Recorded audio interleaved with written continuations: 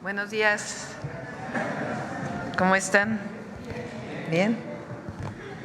Bueno, el día de hoy, siéntense por favor. El día de hoy viene todo el equipo de Secretaría de Salud. Nos van a presentar el plan de salud, o por lo menos en términos generales, lo que es el plan de salud. Está el doctor David Kersenovich, secretario de Salud, Ramiro López Elizalde, subsecretario de Prevención y Promoción de la Salud, Eduardo Clark, subsecretario de Integración y Desarrollo del Sector Salud, Zoe Robledo, director del IMSS, Martí Batres, director del ISSSTE, Alejandro Schwartz, director del IMSS Bienestar, y varias compañeras también que son parte de la Secretaría de Salud. Después vamos, o más bien al principio, ¿va? Hoy es quienes quieren los precios, que está también con nosotros Iván Escalante. Entonces vamos con Iván, después presentamos el plan de salud y después contestamos las preguntas. Adelante.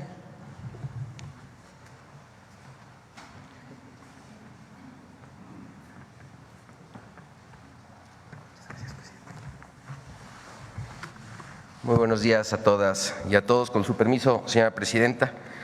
En estos valiosos minutos que nos ofrece la presidenta Claudia Sheinbaum, informamos sobre el comportamiento de los precios de productos de primera necesidad, combustibles, y agregaremos un par de temas de temporada o de coyuntura que sean de mayor interés para la población consumidora.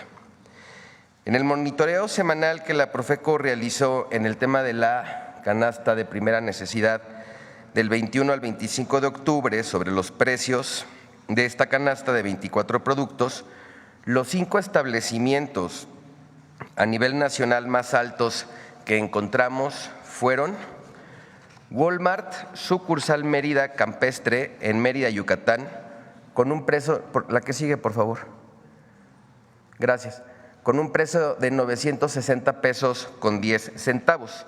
Chedraui Selecto en La Paz, Baja California Sur, con un precio de 973 pesos con 72 centavos.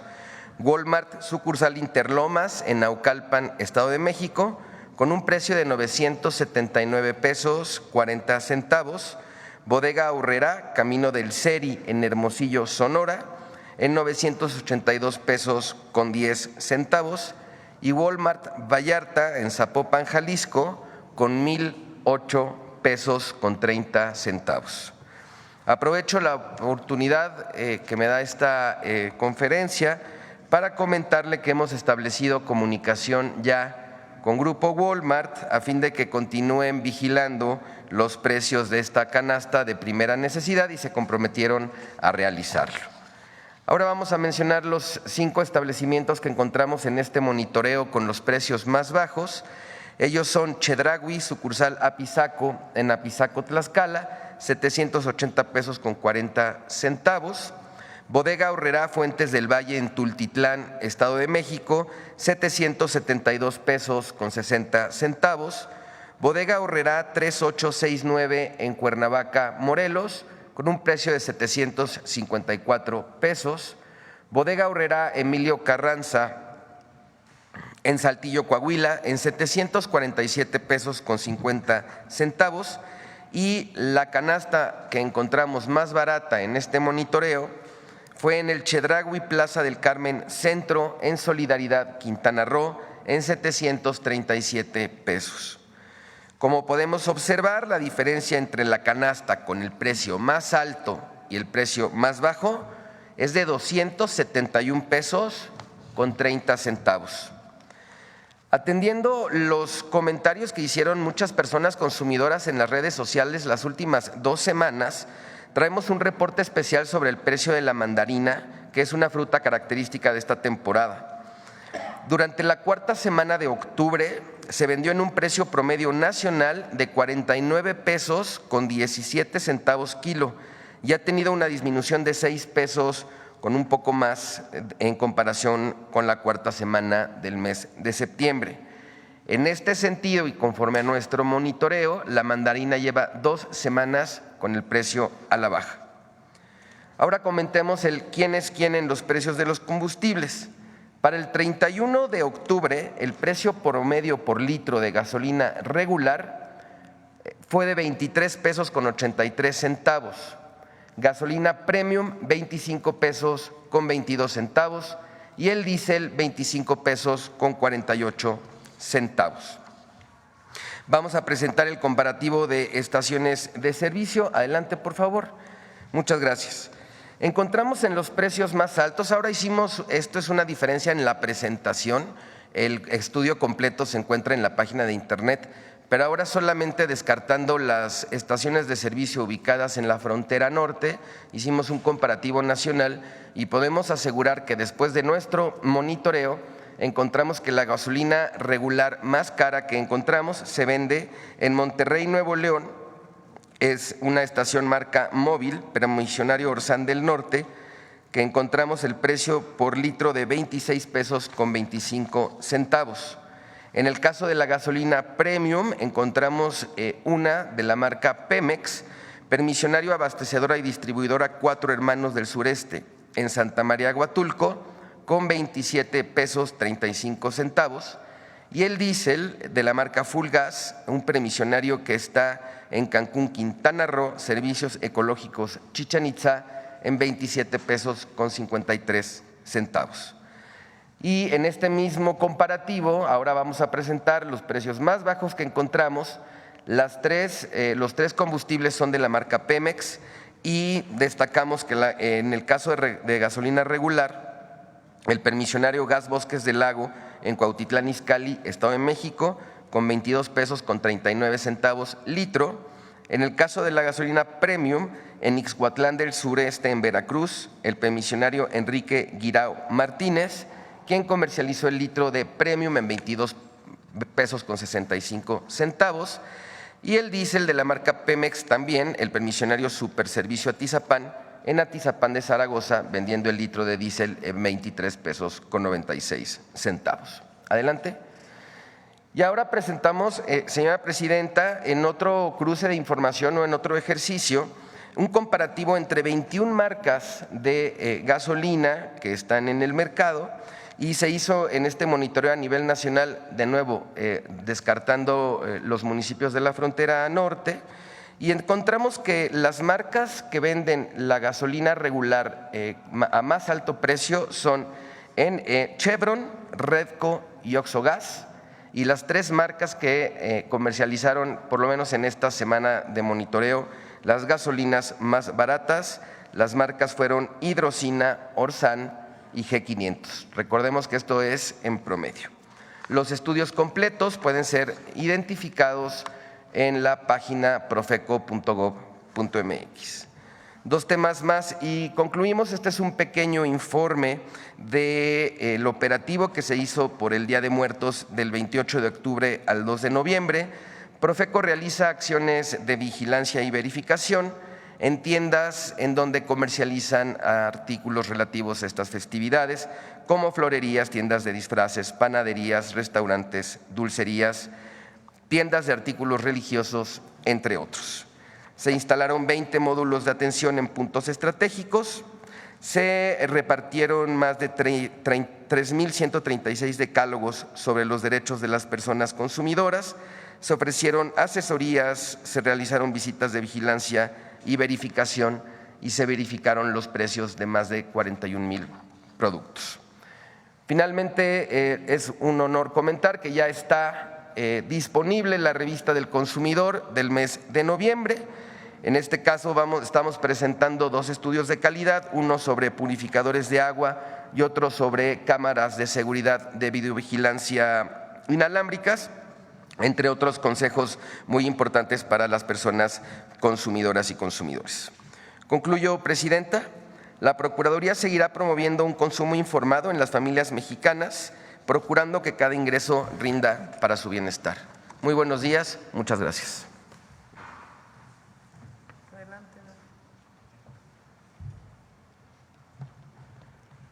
Con su permiso, presidenta. Si me pasa la primera diapositiva, por favor. Algo que quisiéramos comentar es, hablamos mucho de qué significa la salud, y la salud significa más allá de nada más tener o no tener enfermedad, porque afecta a distintos aspectos individuales, colectivos y sociales. Cada vez más, después de la pandemia COVID-19, tenemos el concepto de salud mental, emocional, social, que es algo muy importante. La salud es un proceso entonces social, cultural e histórico. Tradicionalmente lo entendemos como tener o no tener enfermedad. Sin embargo, abarca muchos otros conceptos en la calidad de vida de las personas. Los países que tienen un sistema de atención primaria y no nada más enfocado a la atención de la enfermedad en sus fases tardías, generalmente se consideran que tienen mejores sistemas de salud. Por lo tanto, la prevención y la promoción de la salud es un componente muy importante de un plan de gobierno en relación al sistema de salud. La siguiente, por favor. La mejor estrategia para vencer a una enfermedad es precisamente prevenirla. Y de lo que se trata es de evitar que las personas se enfermen y que tengan un acceso eficiente a los servicios de salud para todas y todos. Y no esperar a las fases tardías de la enfermedad cuando generalmente acuden, sino que activamente promovamos la prevención y la promoción de la salud. La siguiente, por favor. El trabajo coordinado es muy importante entre distintas entidades, no nada más la Secretaría de Salud, sino el gobierno, economistas, políticos, medios de comunicación, asociaciones civiles, sociólogos. Todo ello trae como consecuencia una atmósfera de cooperación, de calidad entre todos ellos para tratar de procurar una mejor salud en forma integral. Por ejemplo, cuando tenemos diabetes mellitus, no nada más es el endocrinólogo, sino también la nutrióloga, la trabajadora social, el responsable de hacer ejercicio. Entonces, el trabajo coordinado es un aspecto muy importante para avanzar en la salud. La siguiente, por favor. De tal manera que algunas de las metas que tenemos en el sector salud para este plan sexenal es priorizar la promoción de la salud, y escucharán dentro de unos momentos cómo, por ejemplo, la vacunación es un aspecto muy importante para la prevención. Se trata de aumentar la calidad de la atención médica y reducir los tiempos de espera. Nos acompañan hoy, por ejemplo, la doctora Marta Zapata, coordinadora de los institutos, Patricia Clark, que es la directora, la secretaria del Consejo de Salubridad General. Queremos fortalecer el IMSS-Bienestar para atender a la población sin seguridad social, y queremos garantizar que todas las clínicas y hospitales cuenten con medicamentos, insumos y equipamientos para atender plenamente a la población. Nos acompaña también Armida Zúñiga, la directora de COFEPRIS, la comisionada. Y también se trata de modernizar y de integrar el sector salud en para que todas las personas puedan recibir atención en forma oportuna, pero sobre todo en cualquier unidad del sector público. Le pediría entonces, Presidenta, a continuación a Eduardo Clark que nos desglosara cada uno de estos puntos.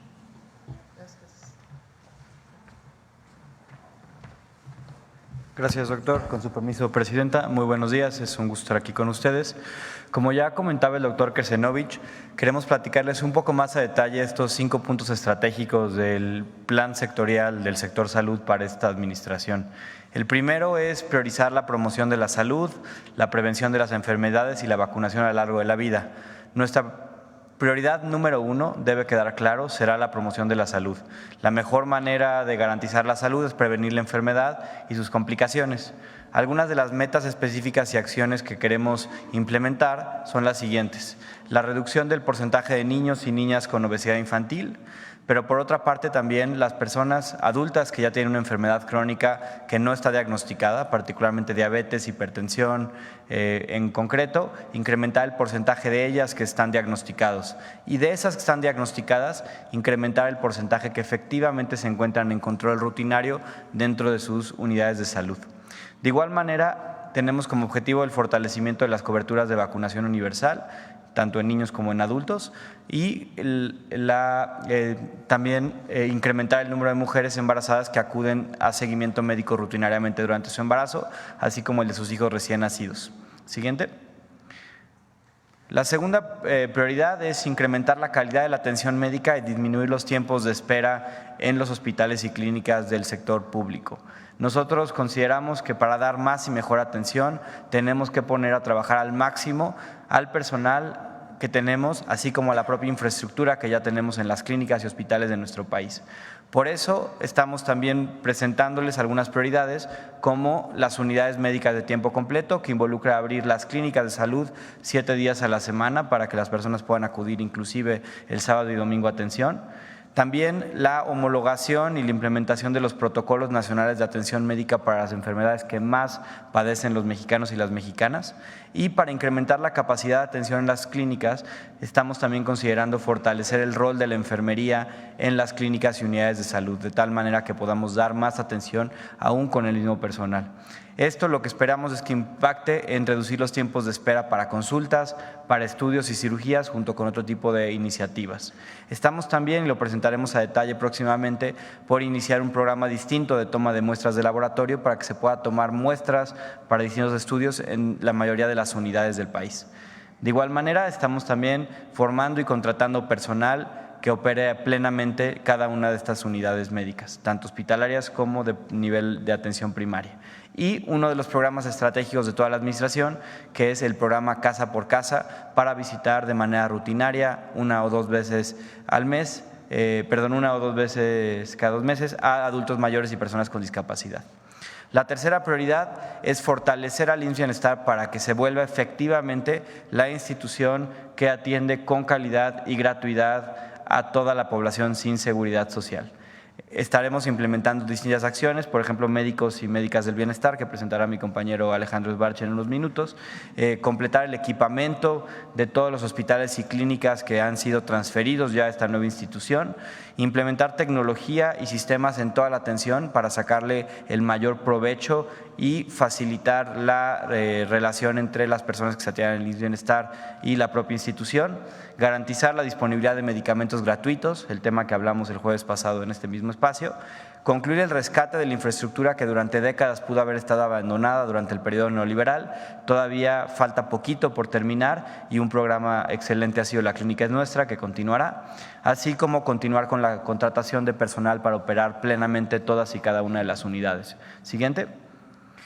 Por otra parte, tenemos que garantizar los insumos, que son desde medicamentos, material curativo, pero también el equipamiento para que cada clínica y hospital opere plenamente.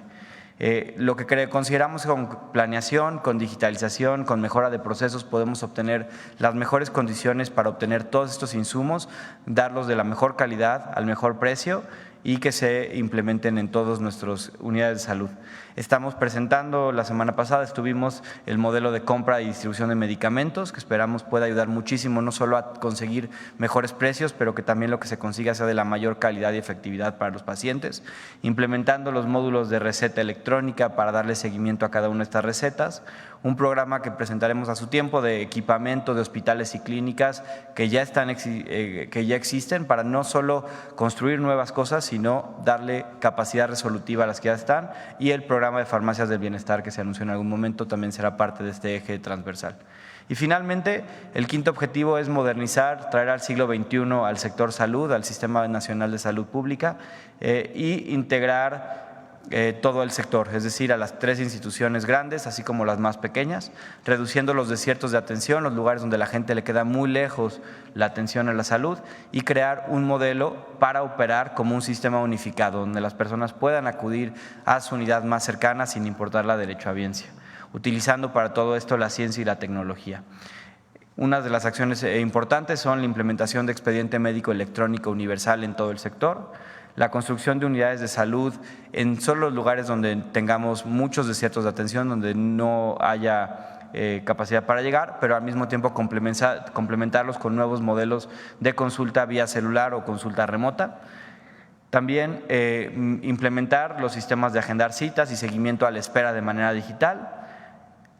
Y 2 de los programas más estratégicos. Uno es operar como un sistema unificado de salud sin importar si se cuenta con seguridad social, es decir, que nosotros como sistema público de salud nos pongamos de acuerdo para que cualquier persona que tenga una necesidad pueda acudir a cualquier unidad de salud independientemente de su derechohabiencia y sea atendida. Y finalmente también garantizar el derecho al acceso a la salud a través de una credencialización universal de afiliación al Sistema Nacional de Salud para el Bienestar que ya está en la Constitución.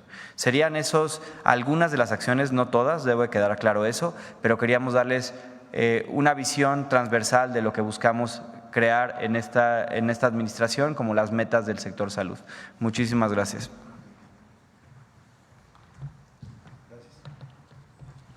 Gracias. Con su permiso, Presidenta, compañeras y compañeros, muy buenos días. Y así como se ha comentado, hoy nos corresponde presentar dos de las acciones que la institución, en este caso el Seguro Social, está ya realizando para alcanzar estas metas y objetivos de todo el sector y desde luego del Gobierno de México, en este caso en lo que respecta a la mejora de la calidad de la atención, al tema del equipamiento y esto que ya ha comentado el subsecretario Clark, de traer a siglo XXI a los sistemas públicos de salud de nuestro país con el uso de tecnología. Entonces, vamos a empezar con el primero, que es el expediente clínico electrónico. Aquí es importante aclararle a quienes nos ven qué es el expediente clínico electrónico. Cada vez que vamos a un consultorio y nos atiende un médico o una médica, realiza un interrogatorio.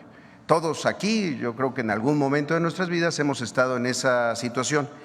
El médico o la médica necesita tener acceso inmediato a la historia completa del paciente. Necesita conocer sus antecedentes, necesita conocer si ha tenido alergia, si tiene alguna alergia, cuáles son los medicamentos que está tomando o que ha tomado en el pasado, alguna prueba de laboratorio que le hayan realizado, si le hicieron en algún momento una cirugía, si tuvo un ingreso hospitalario y qué ocurrió en ese ingreso hospitalario, si tuvo que llegar a urgencias en algún momento. Esto cambia radicalmente la posibilidad en términos de la calidad y el seguimiento de la atención. ¿Por qué es tan importante para las instituciones que prestamos atención médica contar con un expediente clínico electrónico? Mejora desde luego la atención, permite un acceso mucho más rápido y completo al historial médico y eso permite diagnósticos mucho más precisos y tratamientos mejor informados. Reduce errores que la parte manual muchas veces puede traer consigo, registros en papel que a veces son ilegibles o la pérdida de datos o la clásica pérdida de un expediente que entonces se tiene que volver a construir. Además permite dar continuidad a la atención, es decir, una persona no va a acudir siempre al mismo lugar, a una unidad de medicina familiar, por ejemplo en el IMSS, es probable que necesite una consulta de especialidad en el segundo nivel de atención o en el tercer nivel de atención en alguno de los centros médicos nacionales. Para eso el expediente debe de viajar con la persona y no quedarse físicamente en la unidad en donde se originó. Pero además optimiza recursos y es una herramienta extraordinaria para todo el sector, sobre todo para la Secretaría de Salud, para el monitoreo y análisis de los datos de salud pública. En ese sentido, esto es el cambio de los últimos años y la construcción que se está haciendo, el expediente clínico electrónico en el IMSS. Antes era, como lo tenemos aquí del lado izquierdo, era un expediente no estandarizado, había muchos aplicativos, pero en su mayoría eran manuales. Además, la información del expediente no podía viajar, no se podía compartir entre diferentes unidades. Si una persona se mudaba y se adscribía a una nueva unidad de medicina familiar, tenía que volver a construirse su expediente. Incluso en la misma ciudad, en una unidad diferente, no podía viajar. Hoy el expediente clínico electrónico del IMSS es un sistema integral que almacena y gestiona toda la información clínica de manera segura, de manera organizada, de los últimos 7 años de la historia médica de las pacientes o los pacientes derechohabientes del IMSS. Con este expediente hoy los médicos y las médicas pueden consultar las notas médicas registradas. Ustedes lo han visto, los médicos van haciendo notas, pero las van haciendo en su computadora. Ahí puede consultar todas las notas que el propio médico o médica hizo, pero también si alguien más las realizó, también si hubo consultas en el segundo o en el tercer nivel de atención, los procedimientos quirúrgicos que se le han aplicado al paciente, los procedimientos aplicados durante su estancia hospitalaria, la evolución en urgencias y además los resultados de laboratorio y las recetas emitidas a lo largo del tiempo, así como las incapacidades. Ahora, en la siguiente podemos ver cómo vamos en este sentido. Ya no es solo un plan, sino un proyecto que ha ocurrido en los últimos años. Hoy el IMSS tiene 53.7 millones de expedientes electrónicos, de 53.7 millones de derechohabientes del Seguro Social. Esto nos ubica como el segundo expediente clínico electrónico más grande del mundo y es explicable porque somos un sistema público que atiende, en este caso, a las personas con seguridad social. En el registro se cuenta ya con 722 millones de notas médicas, se han registrado 1.796 millones de recetas, 1.186 millones de estudios de laboratorio, 2.6 millones de ingresos hospitalarios, 7.8 millones de ingresos a urgencias y 68.9 millones de incapacidades. Con todo eso es que se construye todos los expedientes de estas 53 millones de personas. Ahí tenemos algunos de los otros países que tienen una aplicación masiva, pero con una gran diferencia para nosotros, y eso es parte de este segundo piso de la Cuarta Transformación, que este expediente originado en el IMSS sea el origen para que se construya el expediente clínico de toda la población. Ya estamos trabajando con la Agencia de Transformación Digital para que que es un desarrollo propio, no es una licencia de un proveedor privado, sino un desarrollo propio del seguro, pueda transferirse y entonces una persona que deja de tener seguridad social y empieza a cotizar en el ISSSTE, por ejemplo, ese expediente inmediatamente en el ISSSTE lo puedan consultar. O mejor aún, en el caso del IMSS Bienestar, las personas a lo largo de su vida entran y salen a la seguridad social y en ese sentido cambian de prestador de servicios de atención médica. Con el expediente clínico electrónico, ya no solo del IMSS, sino universal, lograremos que en todos los lugares, en todos los consultorios, se pueda acceder a él sin importar la derechohabiencia de la persona o el lugar en donde se está atendiendo. Entonces, era una primera parte de lo que queríamos presentar. Y el otro tema, que es un poco más breve, pero también impacta en una de las acciones que tiene que ver con el equipamiento. Durante el gobierno del presidente Andrés Manuel López Obrador, sobre todo en la etapa de COVID, hubo una indicación de mejorar y de equipar las instalaciones del IMSS, los hospitales y los centros de salud. Antes se hacía agregando las necesidades de cada uno de los hospitales y de cada una de las unidades de medicina familiar. Ahora lo que hicimos a partir de 2029 fue un diagnóstico territorial de campo que nos permitía ver en dónde necesitábamos, si era más urgente, que se hiciera la sustitución de algún equipo que ya estaba obsoleto. También lo utilizamos para trabajos de conservación y mantenimiento, pero en este caso solo de equipamiento se invirtieron en el gobierno pasado 25,000 millones de pesos. Como podemos ver, fue un incremento muy importante con respecto a los años anteriores del periodo neoliberal, en donde se dejaba de invertir en el IMSS, siempre procurando la contratación de servicios privados y cada vez más esta privatización silenciosa. No sirven los rayos X, pues que haga alguien más los rayos X afuera de la institución. Había que regresar esto y así lo hicimos. Y esta es la inversión del 19 al 2023, porque todavía no estamos contando lo que está ocurriendo este año. Una inversión para 2024 de 5,068 millones de pesos en la adquisición de 6,416, ahí está en mal ese signo de pesos, son 6,416 diferentes equipos médicos. Por último, en la siguiente, solo para decirlo, hay equipos que muchas veces no se ven, no se inauguran, pero que son fundamentales para la atención. Esta es la distribución que tenemos, son 517 unidades que están recibiendo equipamiento ya desde el último trimestre de este año, 265 hospitales, es decir, prácticamente todos los hospitales del IMSS y 252 UMFs. Pero lo hicimos también en programas concentrados y centralizados. La siguiente, para que todos los equipos que se necesitaban ocurrieran en licitaciones públicas de manera central y adquiriéramos mejores equipos con mejor precio. Y ahí están algunos de los ejemplos, estos 455 electrocauterios que son fundamentales para todos los quirófanos, las máquinas de anestesia, 381 que compramos, 343 monitores de signos vitales, 320 cunas de calor radiante, 277 ultrasonidos ginecobstétricos, 277 lámparas quirúrgicas que hacían falta sustituir, 270 incubadoras para recién nacidos, 264 mesas de cirugía, además de equipos más grandes entre angiógrafos, rayos X, laboratorios especializados para algunos centros médicos nacionales. Entonces, es lo que queríamos presentar el día de hoy sobre estas acciones que ya impactan de manera directa las metas de todo el sector. Muchas gracias, presidente.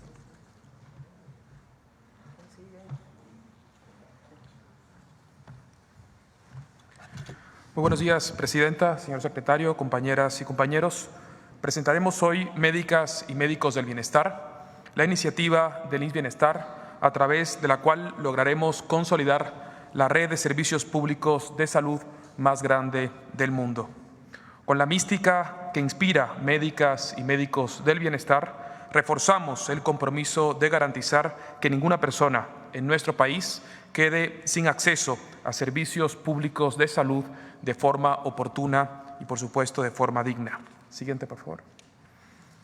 Médicas y Médicos del Bienestar será un grupo de trabajo colectivo, colaborativo, que atienda la salud de las personas que más lo necesitan, en especial en aquellas situaciones en las cuales las personas no cuentan con seguridad social, con un enfoque de derechos humanos, con un enfoque de alta justicia social y con altos estándares de calidad y de calidez en la atención médica.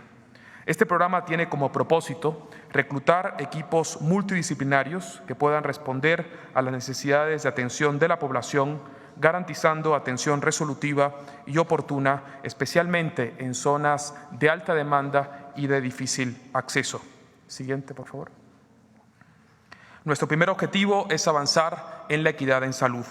Por ello, aseguraremos la conformación de equipos clínico-quirúrgicos, denominados equipos clínico-quirúrgicos del bienestar, en los 282 hospitales ubicados en las zonas rurales, vulnerables o remotas de nuestro país.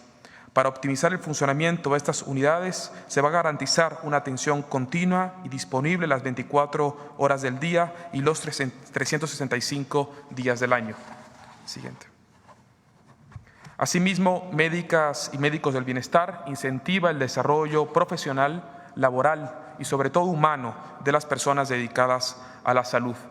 Las médicas y médicos del bienestar que se sumen a este equipo recibirán una remuneración económica efectiva que va de los 50 a los 55,000 pesos mensuales, además de un contrato base federal por 2 años, apoyo en transporte, hospedaje y alimentación, así como la posibilidad de adquirir sin costo una maestría en su área de expertise.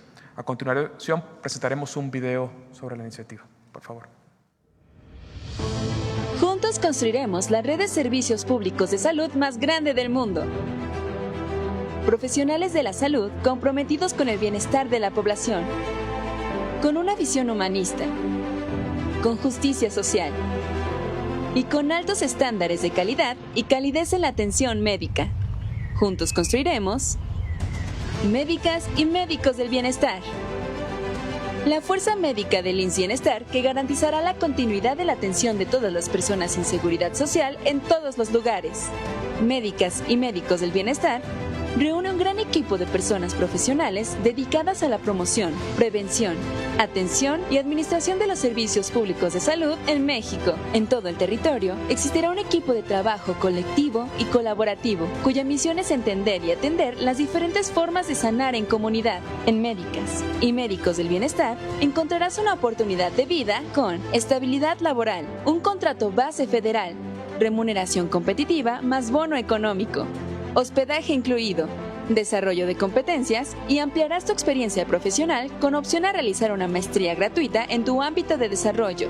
Recibe las convocatorias para ser parte de la red de servicios públicos de salud más grande del mundo. Regístrate en Médicas y Médicos del Bienestar.imsbienestar.gov.mx.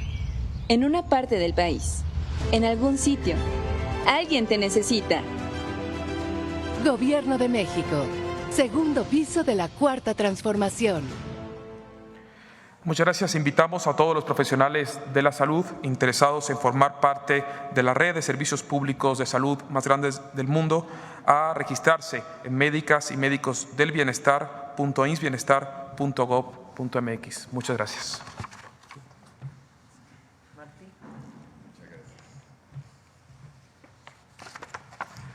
Muy buenos días, Presidenta. Buenos días, compañeros y compañeros de amigos de los medios de comunicación. En el caso del ISSSTE, evidentemente vamos a seguir todos los lineamientos del plan de salud que se está presentando para todo el sector, con especial acento en todos los temas que tienen que ver con la prevención de las enfermedades, para fortalecer sobre todo esta parte que es fundamental para evitar el desarrollo de enfermedades. Adelante, por favor. Ahora bien, tenemos algunas prioridades específicas del ISSSTE. Una de ellas tiene que ver con la disminución de los tiempos de espera de los derechohabientes para ser atendidos en las unidades médicas y en este caso también el aumento en las cirugías, en el número de cirugías que se realicen en nuestras unidades médicas, junto con la mejora constante, continua de la calidez en el trato a los derechohabientes. Este es un tema que nos interesa mucho ir profundizando y desarrollando. En segundo lugar, hay un tema fundamental en el ISSSTE, que es la homologación en el salario del personal del ISSSTE con el IMSS. El IMSS tiene salarios más altos que el ISSSTE y vamos a buscar que a lo largo del sexenio, de forma gradual y paulatina, se vayan nivelando los salarios del ISSSTE con el IMSS hasta lograr su homologación. Al mismo tiempo, también en el caso del personal, tenemos la necesidad de ampliar el personal, especialmente el personal médico del ISSSTE. Vamos a estar trabajando también en este sentido a lo largo de la administración. Un tercer elemento que es fundamental para el ISSSTE es fortalecer los vínculos con el IMSS y con el IMSS Bienestar. Eso nos permitiría el intercambio de información, pero también el uso de instalaciones, de tal forma que se puedan combatir fenómenos como la subrogación de servicios privados y en cambio podamos aprovechar al máximo los servicios que ofrecen las diversas instituciones públicas de salud. Asimismo, vamos a continuar con el proceso de nacionalización paulatina de los servicios del ISSSTE. Ya se ha trabajado en ese sentido desde la administración pasada y vamos a seguir fortaleciendo la nacionalización de diversos servicios. Hemos estado trabajando con la nacionalización de los servicios de hemodinamia y de anestesia. Hay otros servicios que se irán nacionalizando a lo largo del sexenio, de tal forma que los servicios que brinde el ISSSTE sean servicios públicos y no sea simplemente un intermediario, la institución con servicios privados. Finalmente diría que también vamos a trabajar para agregar al ISSSTE este gran programa que es la Clínica es Nuestra, que nos permitirá fortalecer nuestras instalaciones con participación social y ciudadana. Muchas gracias, Presidenta. Bonito día.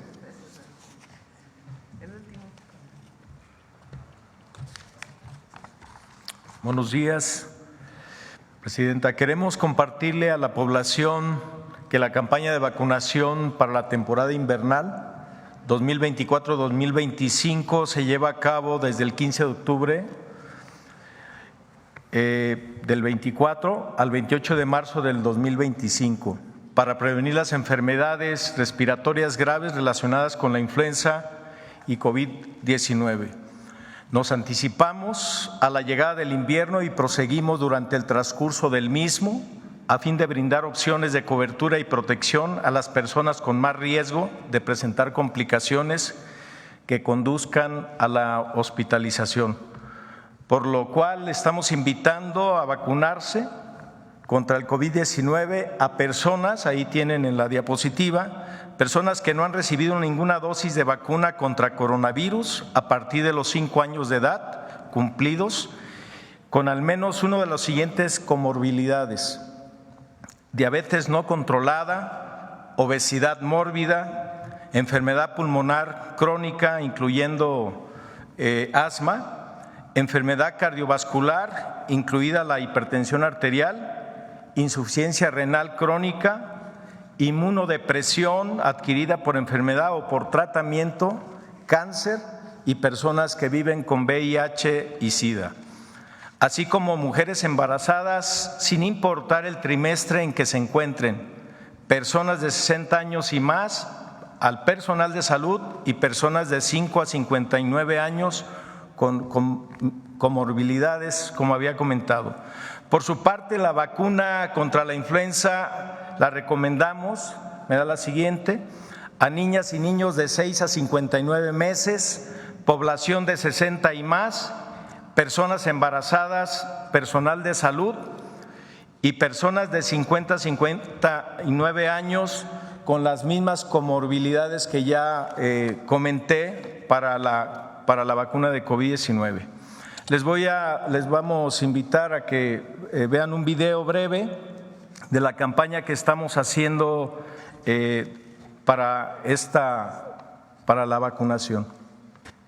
¡Aquí va mi superpoder! Y mi superpoder. ¿Y el mío? ¿Y el de mi hermanito? Protejámonos todas y todos de enfermedades en la temporada invernal. Con el superpoder de las vacunas contra la influenza y el COVID. La vacunación salva vidas. ¿Para COVID?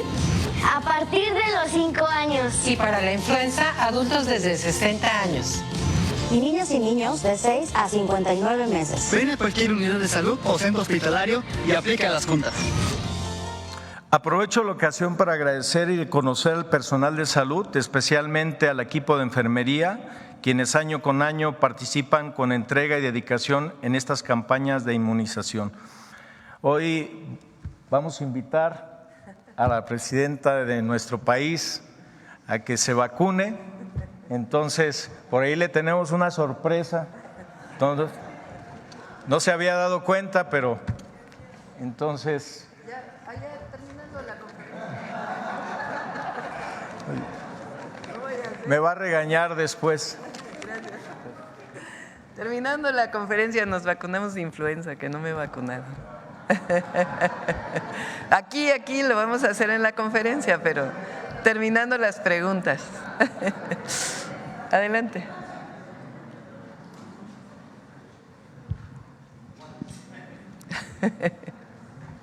Buenos días, Presidenta. Sandy González, periodista de Quintana Roo, Canal 5 TV y periodista del Sur. Bueno, la primera visita, siendo la única mujer periodista que tiene este privilegio de estar cerca de autoridades federales. Y bueno, unas preguntas rápidamente. Pues en el municipio de Tulum va creciendo a pasos agigantados. Bien vemos las grandes obras que ha realizado el gobierno federal, como el aeropuerto, el Parque del Jaguar, siendo este uno de los más grandes atractivos turísticos en la zona y con ello pues se han colocado nuevos arcos y cámaras de seguridad, esto pues mejorando y fortaleciendo ahí mucho la seguridad. Y pues preguntarle acerca de los nuevos proyectos, porque también se ha decretado ya este municipio como una zona de desarrollo turístico sustentable, esto pues para preservar y fomentar los ambientes naturales, ¿no? Esto, ¿qué proyectos y cuándo se piensa concretar este gran decreto para Tulum? Sí, recientemente el municipio publicó el programa de ordenamiento territorial, que es muy importante porque al llegar nuevos vuelos a Tulum con el Tren Maya, con el aeropuerto obviamente, pues tiene el riesgo, vamos a ponerlo así, de que haya un crecimiento desordenado de la zona. Entonces, lo que queremos es que continúe siendo Tulum un espacio vinculado con la naturaleza y que no tenga impactos particularmente sobre la selva tropical y los recursos naturales. Entonces estamos trabajando en ello, tanto con la gobernadora como con la presidencia municipal.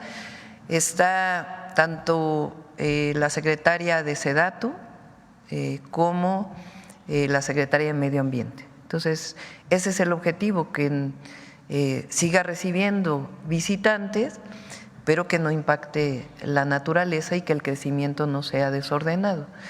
Caso similar, aunque esté en otro estado de la República, es Puerto Escondido, que también tiene ese riesgo de crecer si no hay un ordenamiento territorial. Perfecto, gracias. En otro tema, bueno, ya había expuesto yo aquí anteriormente un tema de extrabajadores del INEGI.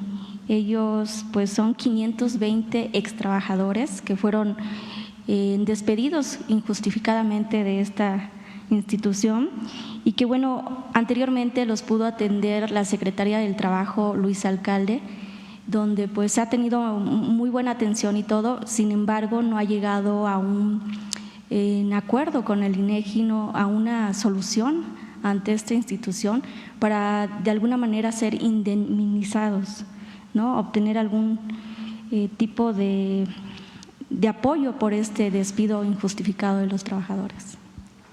Le pedimos a Marat que se ponga en contacto contigo a través de Atención Ciudadana para que le pueda dar seguimiento. Perfecto. Y bueno, comentarle también, hace poco tuvimos la inauguración de la Secretaría de Mujeres en el estado de Quintana Roo. Ahora sí que viene siendo el primer estado en homologarse con el gobierno federal al crear también su Secretaría de Mujeres, tomando en cuenta mucho pues a muchos de nosotros, ¿no? que somos quintanarroenses y que pues sí necesitamos ese tipo de apoyo, de ayuda al tener una secretaría, y quería saber su opinión. No, pues me parece muy bien. Además, pues ustedes saben, le tenemos mucho aprecio a Mara, la gobernadora Mara Lezama. Es una mujer entregada, activa, con muchas convicciones y que quiere mucho su estado y que tiene diversos programas de atención a las mujeres. Es de los pocos estados que ha entregado propiedades o derechos de propiedad, tanto en el medio rural como en el urbano, a mujeres. Entonces, pues me da mucho gusto saber que ahora también tiene Secretaría de las Mujeres. Muy bien, y ya por último y aprovechando igual que tenemos al titular de la Profeco, en Chetumal, la capital de Quintana Roo, pues se ha vivido muchos fraudes de empresas privadas hacia los ciudadanos, ¿no? Donde pues han sido víctimas de muchos sucesos de esto, y en la capital pues no contamos con una Profeco. Únicamente tenemos en Cancún, lo que complica bastante a los ciudadanos el poder tener que pagar un transporte y ir hasta Cancún para ver este tipo de situaciones que lamentablemente les afecta mucho, ¿no? Y pues ver la posibilidad de de tener una Profeco en la capital de Quintana Roo. Sí, lo vemos y ahora se está planteando también oficinas digitales también. ¿Y el teléfono cuál es?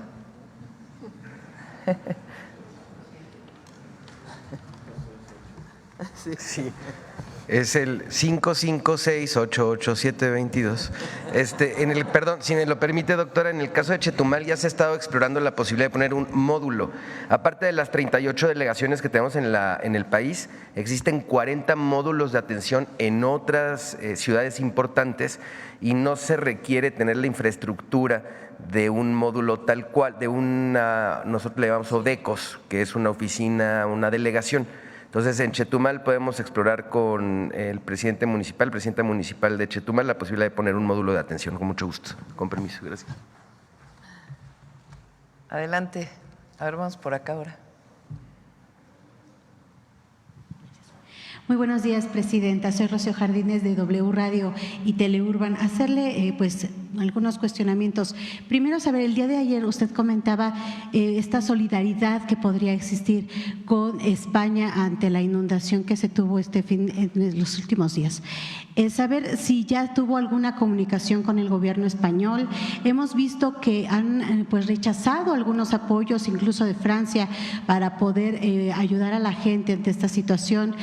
Saber si la Cancillería ya tuvo este acercamiento, qué tipo de ayuda se ofrece por parte de México, si existen fechas, saber un poquito más de eso. Gracias. Sí, está en contacto el canciller con el embajador de España y ellos son los que tienen que decirnos en qué podemos ayudar.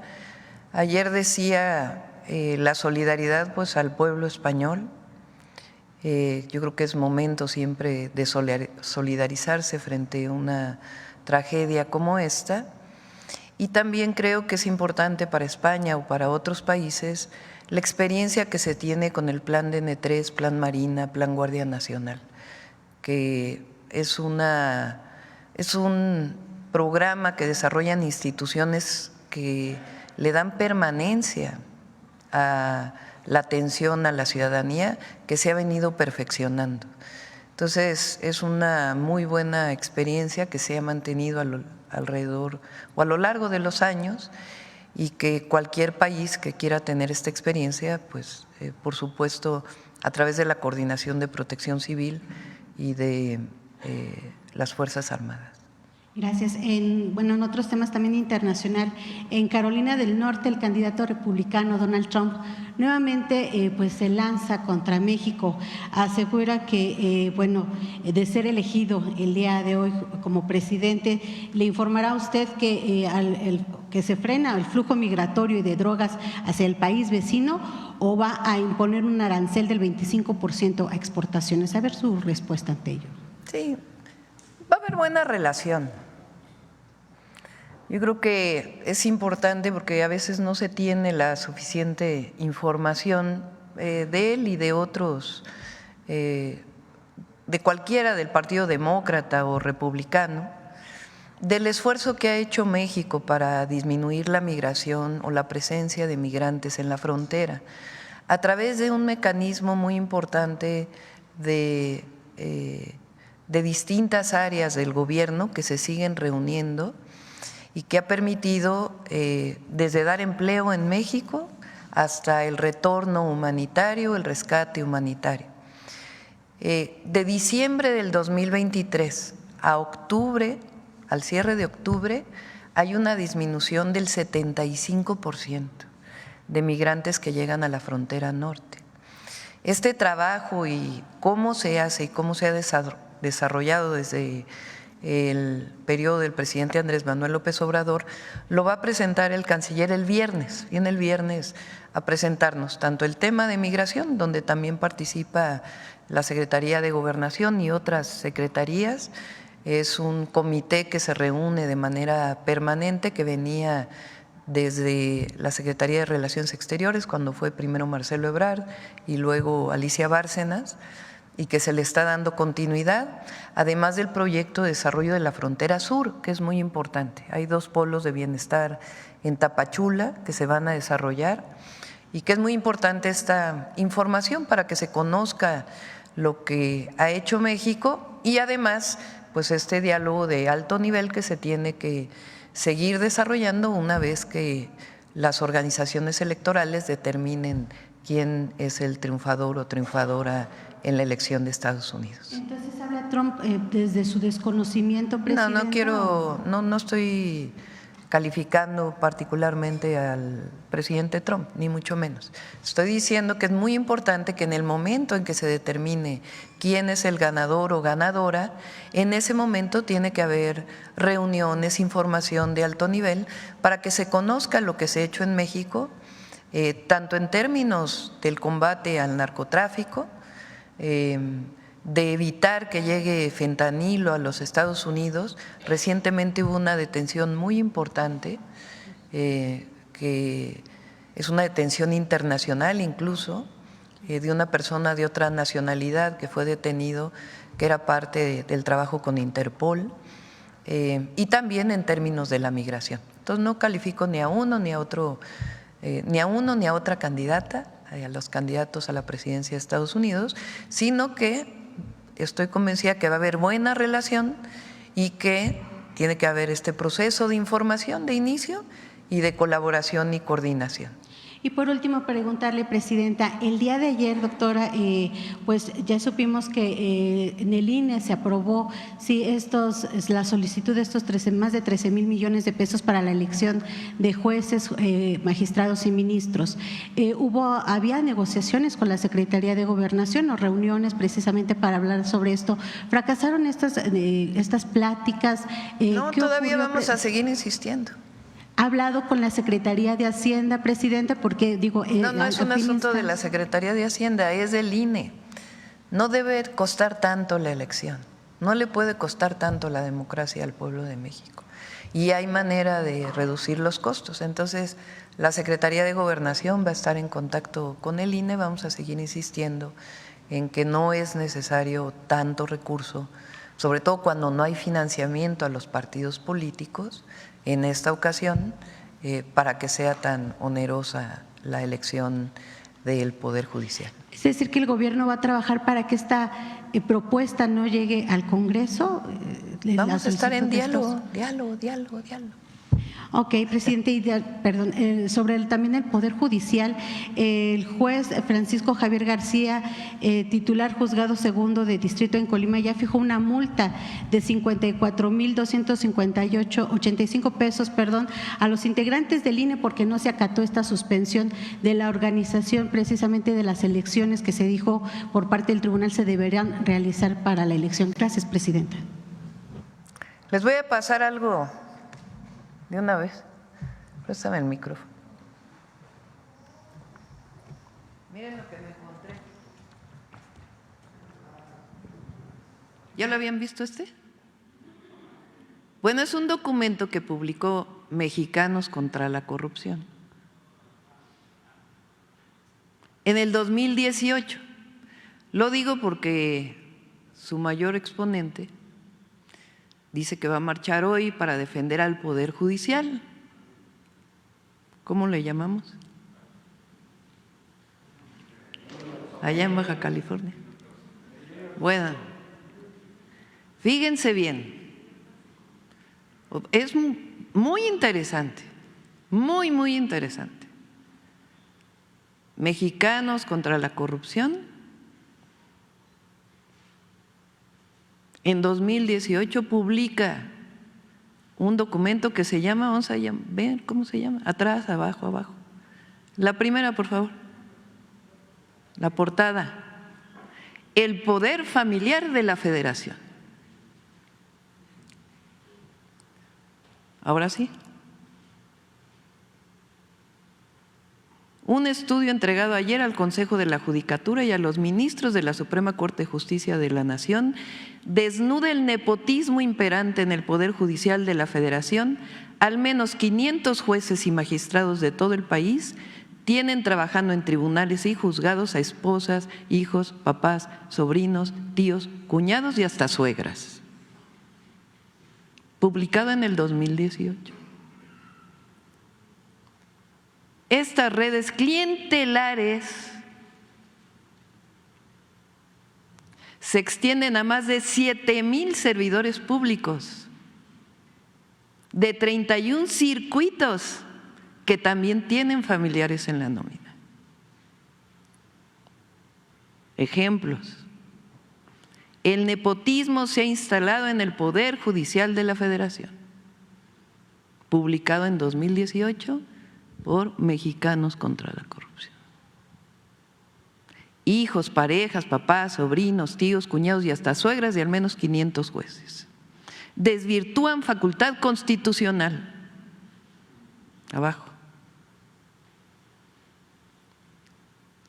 Los jueces y magistrados tienen facultades para nombrar y remover a los funcionarios y empleados de los tribunales de circuito y los juzgados de distrito, según establece el artículo 97 de la Constitución. Adelante. Un magistrado con 17 parientes. Durango, que integró a 17 miembros de su familia, entre hijos, hermanos, concuños, cuñadas, primos y sobrinos, en puestos administrativos como actuarios, secretarios de tribunal, juzgado, asesor jurídico y analista especializado. Abajo, nepotismo entre jueces. De acuerdo con el diagnóstico, casi la mitad de los jueces y magistrados federales, casi la mitad, tienen parientes en el Poder Judicial. De 1,031 plazas revisadas en 31 circuitos, 501 tienen familiares, lo que representa el 48.6%. Guanajuato, en donde 38 de 46 titulares tienen familiares, que equivale al 82.61%. Dicho por el que hoy va a marchar a favor del Poder Judicial, a defender el Poder Judicial. Más abajo. Estado chico, nepotismo grande. En Colima, de 199 empleados, al menos 136 tienen parientes, principalmente esposas, hermanos e hijos, lo que representa el 68.34% del total de plazas. No, Jalisco, el virreinato de los hijos. Así le llaman ellos, ¿eh? No es un documento de Morena, de la 4T.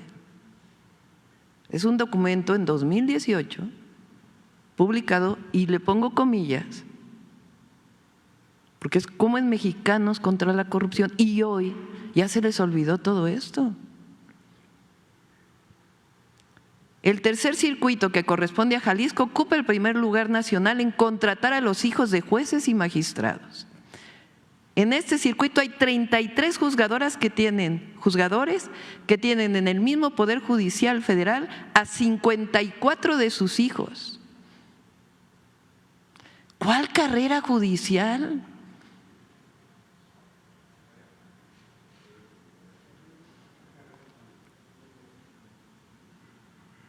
Por mencionar algunos ejemplos, uno de los magistrados de circuito tiene trabajando a sus 4 hijos. Uno de ellos es oficial administrativo, 2 más son secretarios de tribunal y de juzgado. En la lista del Estado de Jalisco aparece el caso de otros 3 hijos de un magistrado que trabajan como secretarios de juzgado y de tribunal.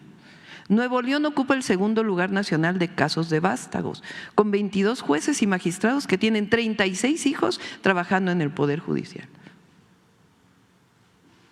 Adelante. Con sus esposas y exparejas. En el estudio realizado en 31 circuitos se identificó a 112 juzgadores que tienen a su cónyuge, pareja o exesposa trabajando en el Poder Judicial. Hermanos y papás. En el recuento entregado sobresalen los casos de 136 juzgadores que tienen hermanos que trabajan en los juzgados y tribunales. Michoacán está en primer lugar con 20 de estos casos, seguido de Jalisco con 17. Estamos hablando del Poder Judicial de la Federación.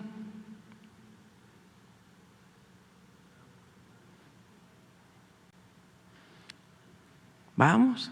Otros 2 magistrados de Querétaro y de Nuevo León tienen 14 sobrinos en la nómina de los circuitos judiciales correspondiente a esas entidades.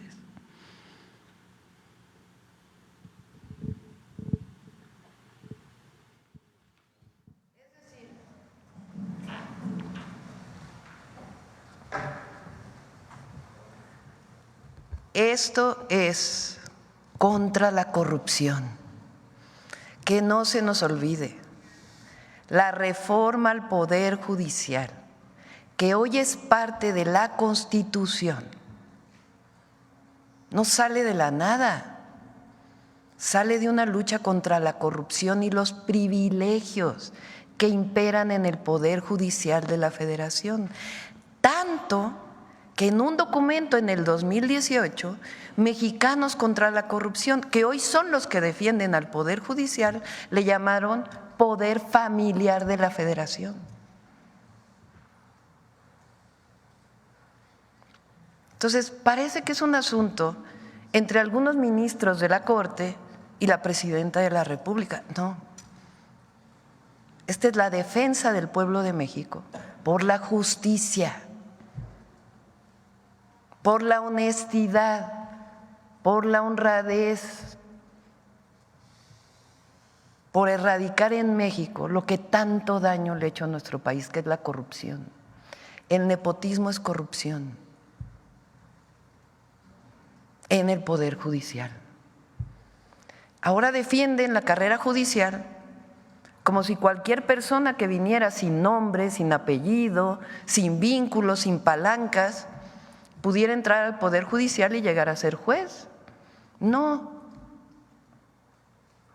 Se los dividen entre los ministros y ministras,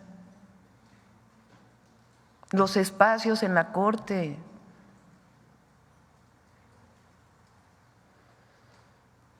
Entonces, ¿por qué se cambió la Constitución? ¿Por qué el pueblo de México está a favor de este cambio constitucional? Porque no queremos que haya corrupción, que haya privilegios. Porque estamos en un proceso de transformación del país que decidió el pueblo de México. Entonces, hoy va a discutir la Corte. No sabemos si van a terminar hoy la discusión o se vaya a prolongar hasta el jueves. Pero en cualquiera de los casos, que revise la ministra presidenta otros casos que ella ha resuelto o cómo ha votado, en donde ha dicho que no puede la Corte invalidar la Constitución. Y que revise quién va a marchar el día de hoy y todos sus seguidores, que no son muchos, por cierto, este documento, a ver que nos expliquen qué cambió. Si la propia ministra hace unos meses publicó un documento donde habla del nepotismo en el Poder Judicial. Si la gente elige a los jueces, a las juezas, a las y los magistrados, a las y los ministros, pues entonces se va a transformar el Poder Judicial.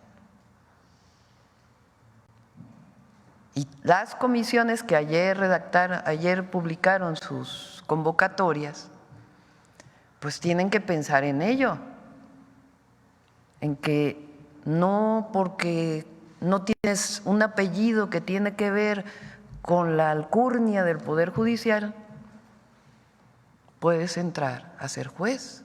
¿Tienes que estar preparado? Sí. ¿Tienes que estar preparada? Sí. ¿Tienes que ser un buen abogado? Sí, abogada. Pero no esto, que es una revoltura de unas cuantas familias. En 2018 y en 2024 el pueblo de México dijo basta de corrupción y de privilegios y se está construyendo un nuevo país. Eso es lo que está a debate. Entonces, es interesante este documento para que lo revisen, lo vean. Sí, está. ¿Saben cómo lo encontré? En Google. Me lo encontré hace 2 días. No lo conocía, pero se los compartimos. Adelante.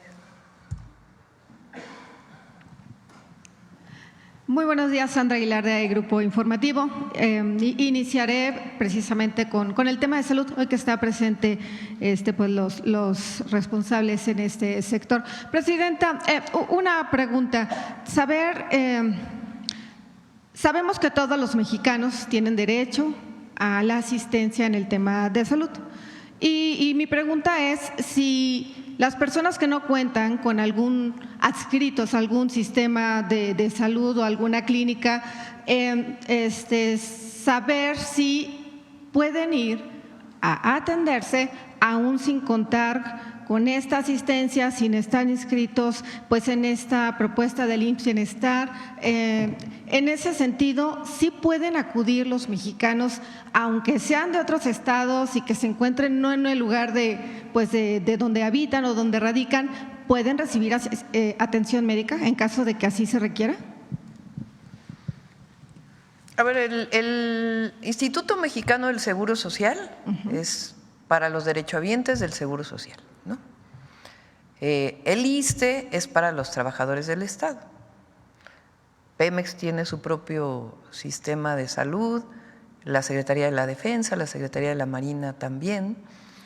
Y para todos aquellos que no tienen derecho a biencia, el presidente López Obrador federalizó los servicios de salud que antes estaban descentralizados de manera voluntaria a aquellos estados que quisieran hacerlo.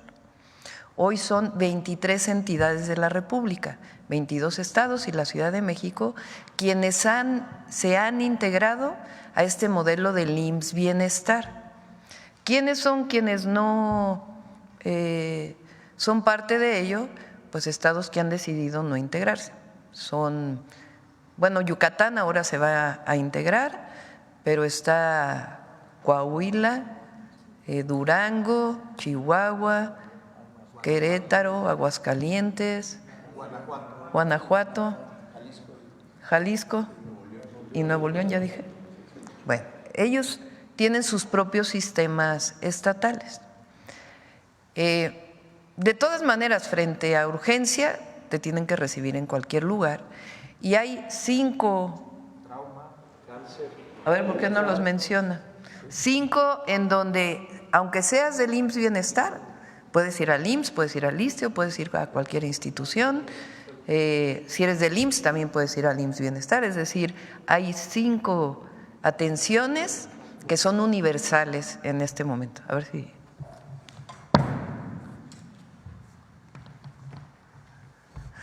Cualquier persona que tenga un infarto o un accidente cerebrovascular puede acudir en cualquier sitio de la República. Hay un número de salas de hemodinamia superior a lo que se requiere internacionalmente de salas de hemodinamia. Ese es un ejemplo de los que pueden.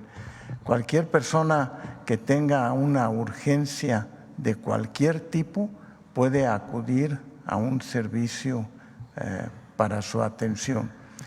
También puede acudir cuando tenga una complicación de una enfermedad neoplásica y puede acudir a cualquiera de las instituciones.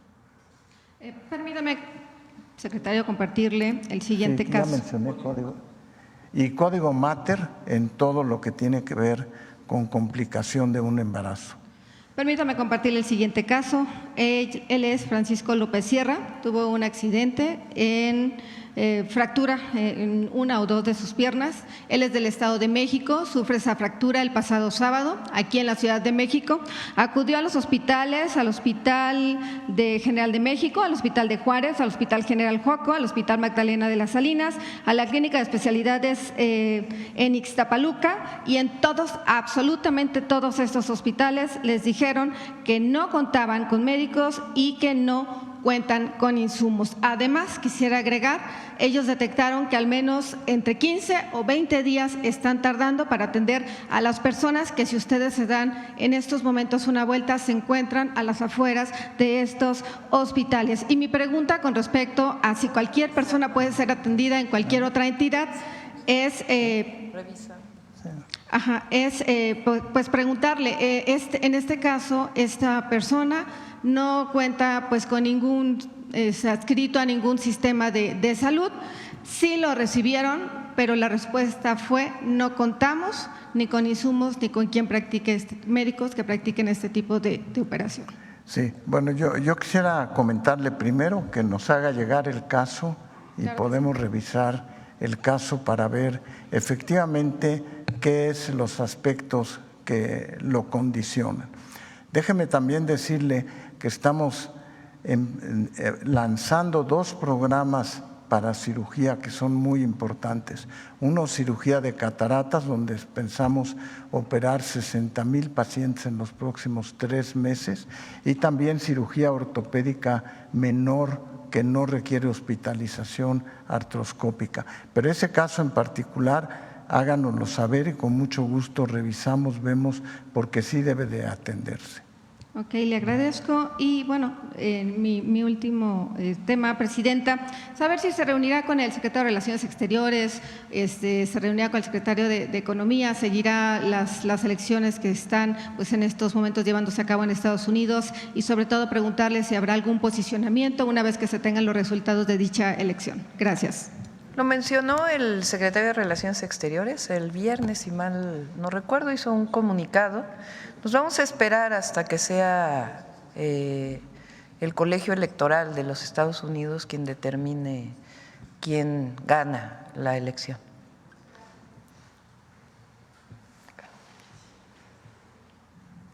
Gracias, doctora. Buenos días. Eduardo Ortega, del periódico El Financiero. En primer término, quiero preguntarle sobre la impugnación que puso el PAN ante la Suprema Corte de Justicia de la Nación de la reforma de supremacía constitucional. Y el tema que están argumentando es de que el diputado Pedro Aces votó, aunque no estaba en el Pleno, porque al parecer estaba en un partido de béisbol en Nueva York. Entonces, ¿qué opinión le merece esto, doctora?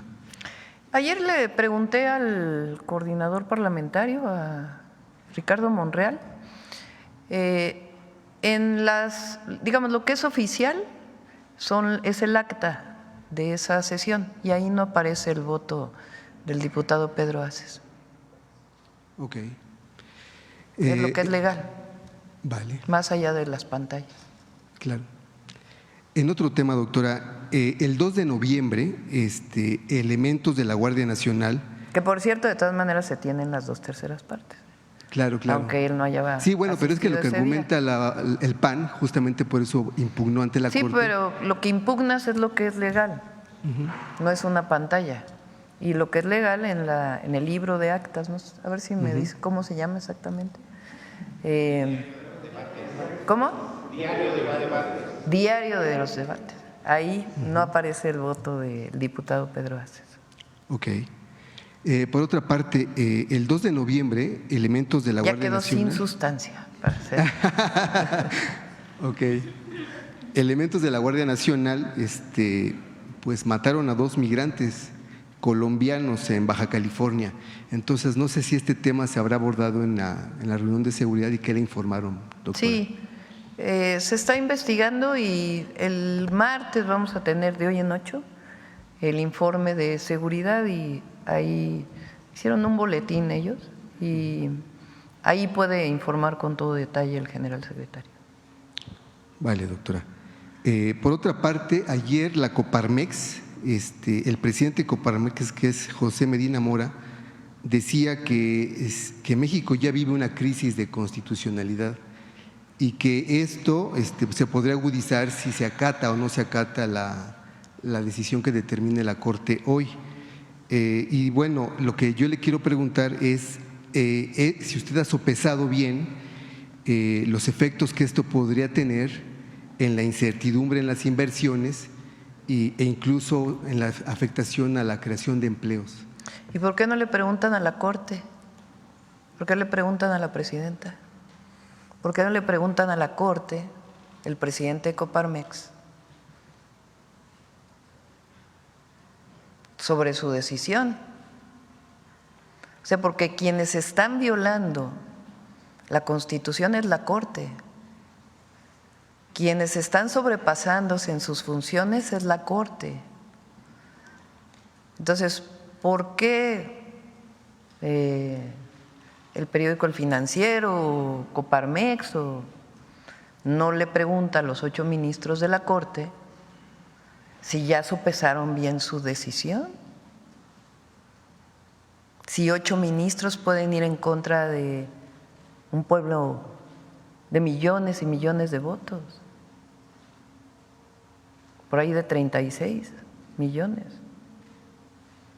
Si ya preguntaron a la Corte si puede ir en contra del constituyente. O sea, ¿por qué el tema es de la presidenta? Cuando es la Corte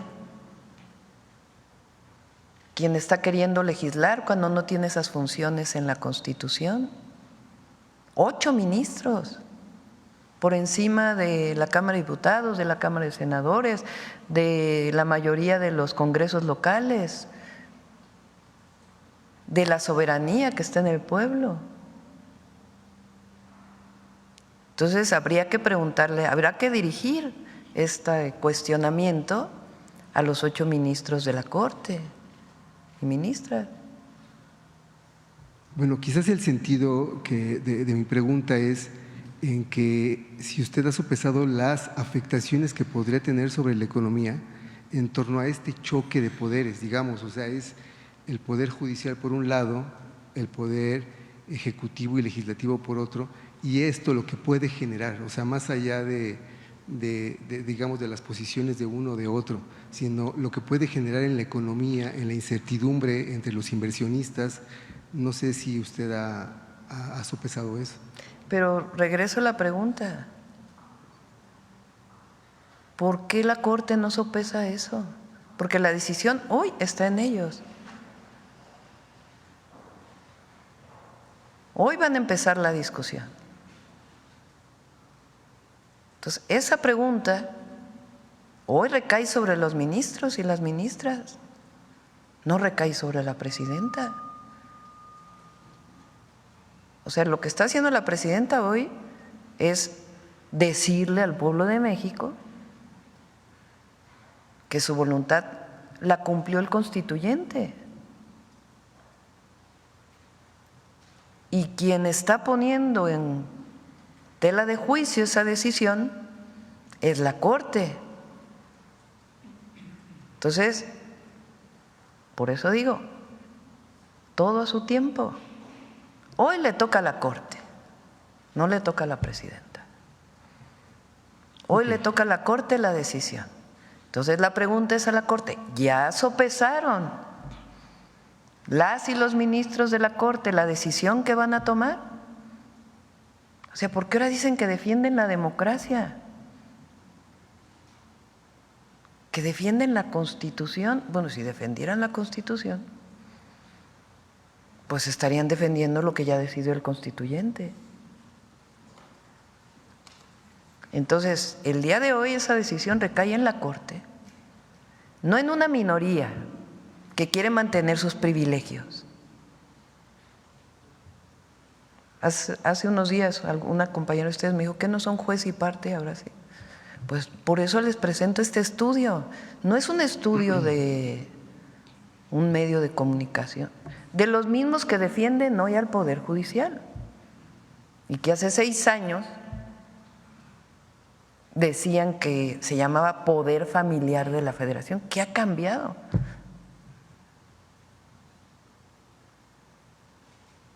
Si la propia ministra presidenta dice, sí, en efecto. Ahora, ¿no les gusta esa constitución? Pues no es un asunto de los 8 ministros, es un asunto de una decisión que tomó el pueblo de México. A la oposición, ¿no le parece bien? Bueno, vean el resultado de la elección. Entonces, hoy por hoy, esta pregunta que haces hay que hacérsela a los ministros de la Corte y las ministras de la Corte. Vale, finalmente, ayer se conoció la convocatoria del Comité de Evaluación del Poder Legislativo y del Judicial, pero no del Ejecutivo. No sí, sé. ¿Se publicó? ¿Se publicó? Sí. Vale, gracias.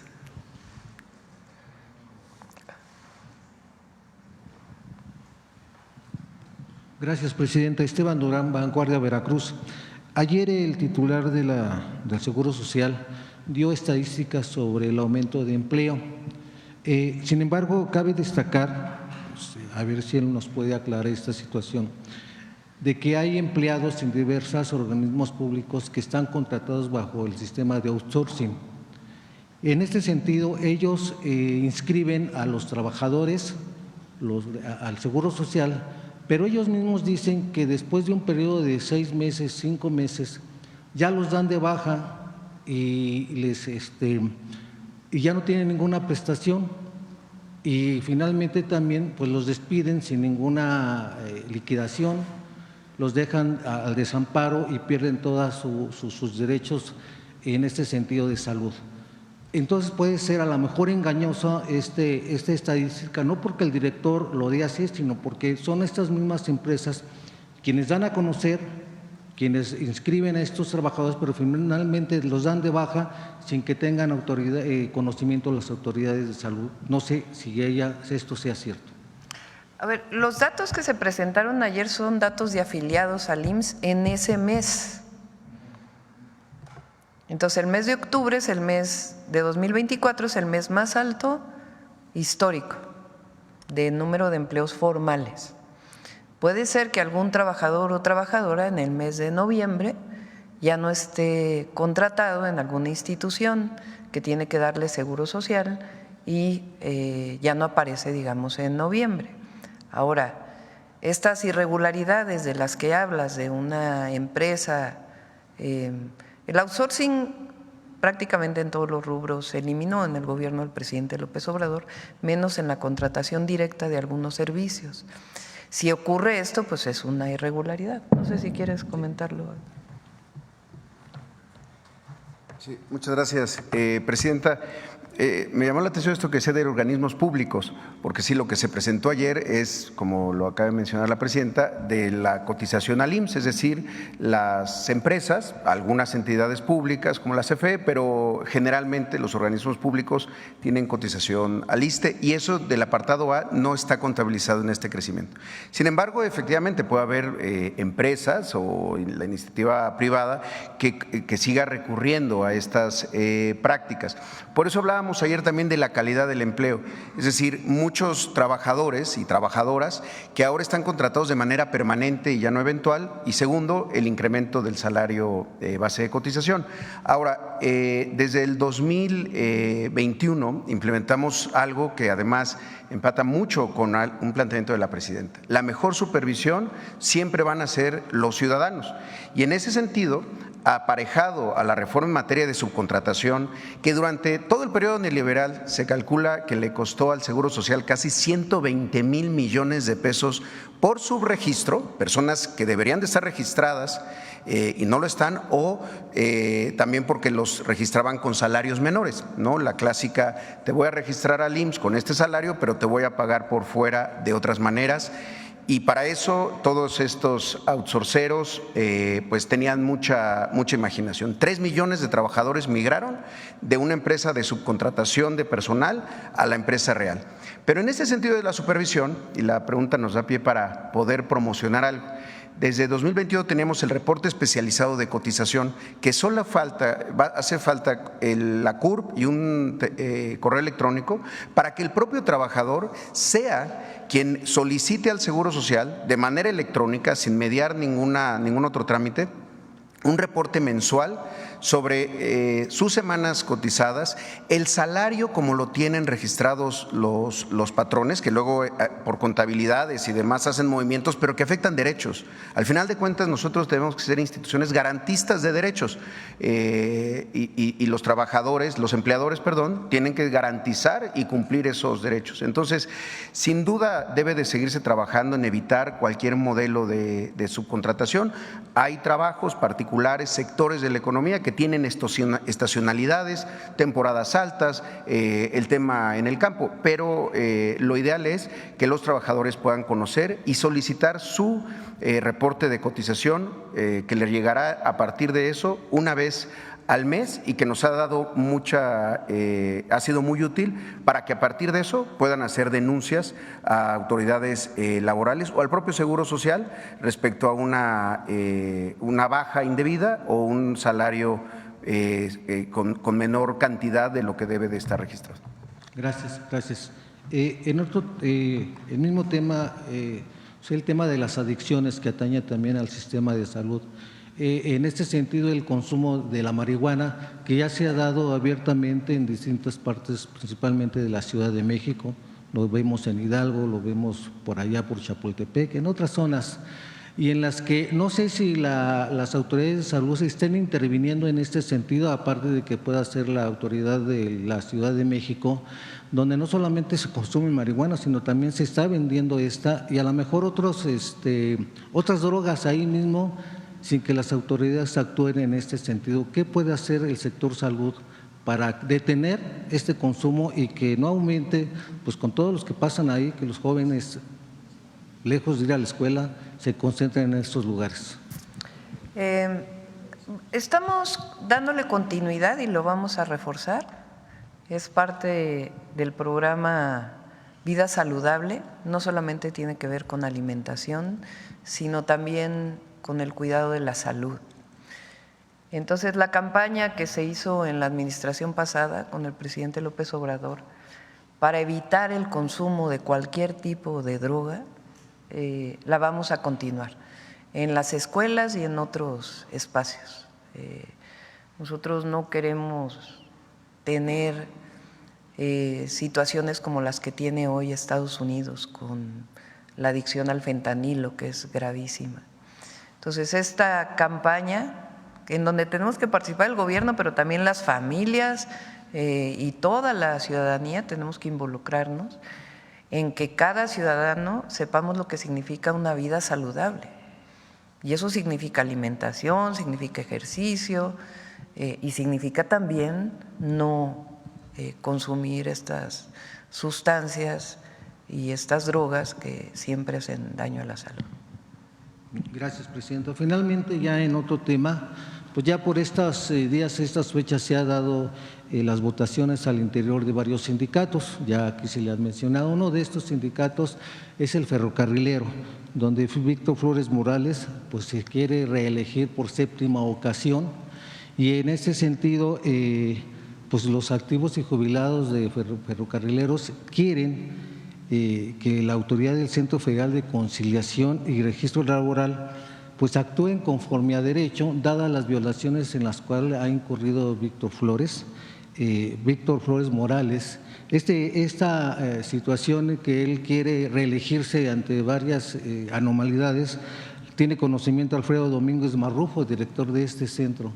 Entonces le piden a usted, presidenta, que se puede actuar ante esta situación, dadas las múltiples violaciones a los estatutos en los que ha incurrido este actual líder, e inclusive lleva un proceso judicial ante la Fiscalía General de la República, de la cual pues no se ha podido llevar a cabo que un juez libere órdenes de aprehensión contra este líder, dada la situación que está ocurriendo con el sistema judicial.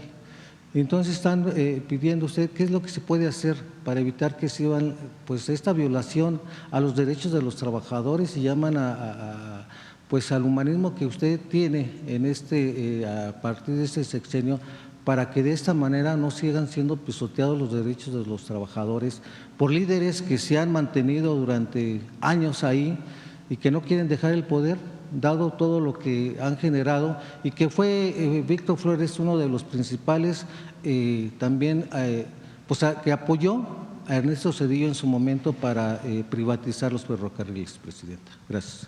Vamos a pedirle al secretario del Trabajo, a Marat, que pueda atenderlos. Ustedes saben que yo no estoy de acuerdo en la intervención del gobierno, que además no debe ser, y está en las leyes hoy que no debe ser así, pero sí se coadyuva y se apoya, y entonces pues que lo reciba el secretario del Trabajo. A ver acá. Gracias, presidenta. Muy buenos días a todas y a todos. Liliana Noble, de Pulso Saludable. Presidenta, el miércoles pasado tuve la oportunidad de estar en el Auditorio Nacional en la presentación de estos semilleros creativos que cada año hacen su representación. Si no ha tenido oportunidad de verla, véala, porque la verdad es que es una obra de teatro majestuosa, más de 2,000 niños participando, niñas, adolescentes de todos los estados del país. Y una de las niñas, Alessandra de la Cruz Guerrero, de 11 años, de Semilleros de Altamira, en Tamaulipas. ¿Me ayudas, corazón, tantito en el micro, por favor? Le envía esto. Ellos hicieron una parte de los trabajos, sí se lo puede entregar. Sí. ¿Pasó o no pasó? Sí. ¿Sí? Ay, gracias. Ay, perdón.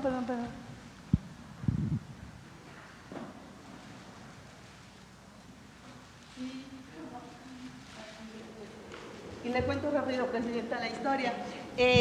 Pues este trabajo que hacen las niñas y los niños, gracias, esos eran muchísimos, alrededor de unos 300, 400, que simulaban parte del escenario, que son pétalos, y el tema era Tengo un sueño, de esta obra, y la representación la hicieron niñas, niños, y esta pequeñita en Es Tiempo de Mujeres, ella pensó que este era el momento de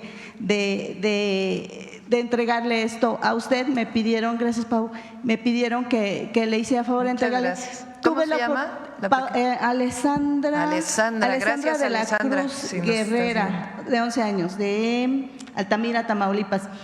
Y también tuve la oportunidad días antes de estar en Huastepec, en donde se hicieron estos ensayos, ahí en las instalaciones del IMSS, que también le agradecieron ese día al maestro Zoe.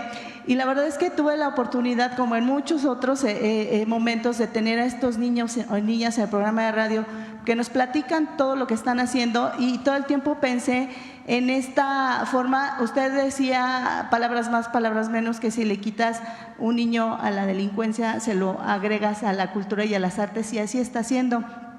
Pero ellos y ellas tienen hoy una duda con este cambio.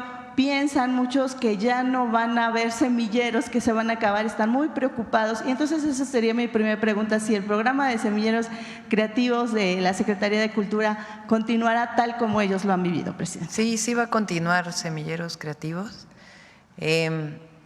Aprovecho también para decir para felicitar a Alejandra Frausto, que es la anterior secretaria de Cultura, que hoy está de secretaria de Turismo en el gobierno de la ciudad, que realizó este extraordinario trabajo. Yo en la campaña al gobierno de la Ciudad de México decía: un artista más es un delincuente menos, un estudiante más es un delincuente menos. Y es de lo que hablamos, del acceso a los derechos de las niñas y los niños y de las y los adolescentes. Entonces, Semilleros Creativos va a continuar. Y también vamos a fortalecer todo el sistema educativo que tiene hoy Secretaría de Cultura, del INVAL. Estuve platicando hace unos días con Claudia Curiel, la secretaria de Cultura, con Marina, la subsecretaria. Hay una demanda del Conservatorio, de la Escuela Nacional de Danza, de todas las escuelas nacionales, de mayor atención, y vamos a hacerlo tanto en sus instalaciones, va a ser paulatino, como a la mejora de las condiciones en las que están llevando sus clases. Y uno de los ejes de nuestro programa de cultura es la educación. La educación formal, que hay educación formal para las artes, y la educación comunitaria, que le llamamos, que son semilleros creativos y otros esquemas que incluso tienen que ver con los clubes de lectura que se desarrollan con el Fondo de Cultura Económica, que vamos a impulsar de manera muy importante. Gracias, Presidenta. Y en un segundo tema, la semana pasada que nos hicieron favor de presentarnos el tema de la adquisición de los medicamentos, yo tenía una duda y quisiera conocer cómo van a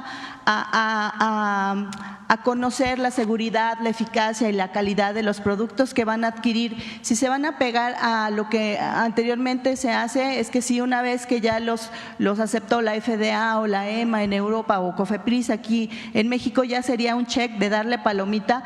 Y pensando, doctor Kerstenovich, pensando en el tema sobre todo de los costos, que de pronto hoy, por ejemplo, hay medicamentos para la gente que vive con enfermedades cardiovasculares que le llaman cardiópatas, que hoy toman 5 o 6 medicamentos, y hoy hay moléculas que esos 5 o 6 medicamentos están en una sola toma, que pudieran ser un poco más costosos, pero a la larga es más benéfico, y el apego al tratamiento, que es lo que se busca en el tema de la prevención, también es mejor. Entonces, ¿qué hay al respecto? Esa sería mi segunda pregunta. Gracias. Sí. Y luego le pedimos a Eduardo o a David que nos hable de la compra. Adelante.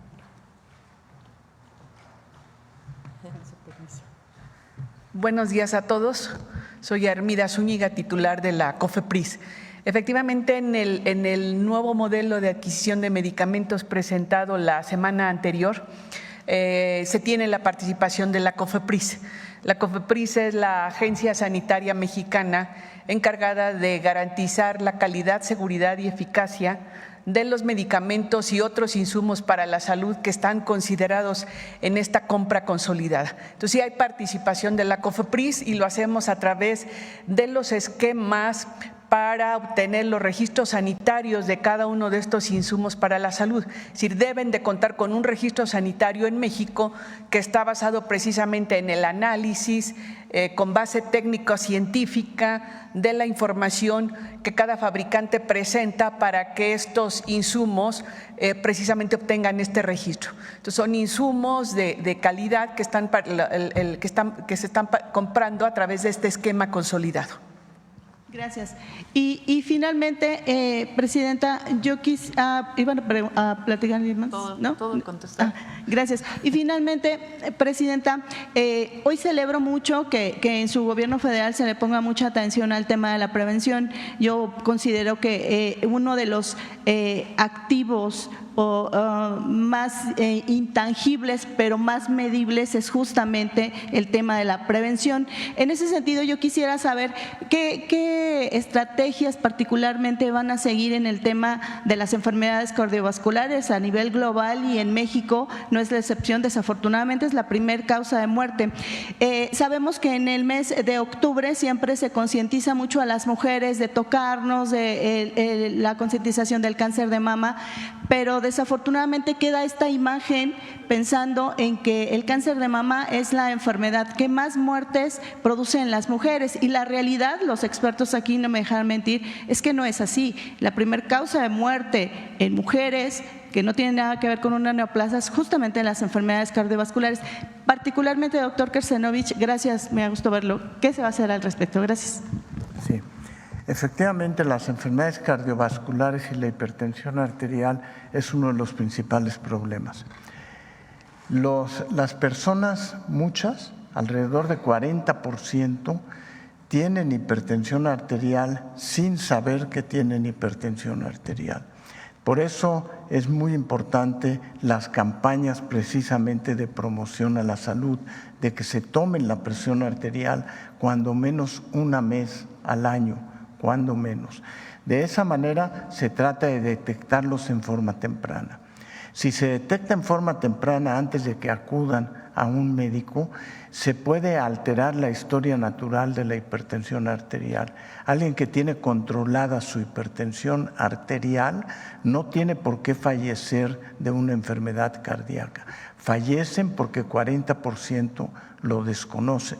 Entonces, la promoción de tomarse, yo diría que todos los que están aquí deberían de tener cuando menos una vez medida la presión arterial anualmente, sepan o no sepan que tienen la enfermedad. Y vamos a hacer campañas muy intensas alrededor de eso, en sitios laborales, en sitios educativos, etcétera.